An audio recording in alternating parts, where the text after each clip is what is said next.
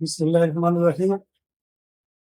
প্রথমেই পবিত্র ঈদুল ফিতর উপলক্ষে চট্টগ্রামবাসীকে জানাচ্ছি চট্টগ্রাম মহানগর স্বেচ্ছাসেবক দলের পক্ষ থেকে পবিত্র ঈদুল ফিতরের শুভেচ্ছা, ঈদ মোবারক। মূলত বিগত ফ্যাসিবাদী হাসিনা সরকারের ১৬ বছরের দুঃশাসনের কারণে বাংলাদেশ জাতীয়তাবাদী দলের বিভিন্ন স্তরের হাজার হাজার নেতাকর্মী তাদের পরিবার পরিজনের সাথে ঈদ উদযাপন করতে পারেনি। তারা বিভিন্ন মামলা হামলার কারণে পালিয়ে বেড়াতে হয়েছে। তাদের ঈদ আনন্দ বলে আসলে কিছুই ছিল না।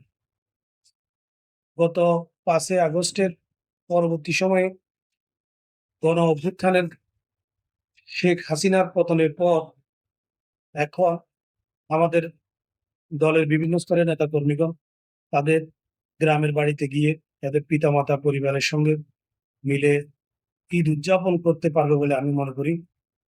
ইনশাআল্লাহ আগামী দিনে একটি সুষ্ঠু ও নিরপেক্ষ নির্বাচনের মাধ্যমে বাংলাদেশ জাতীয়তাবাদী দল সরকার গঠন করবে।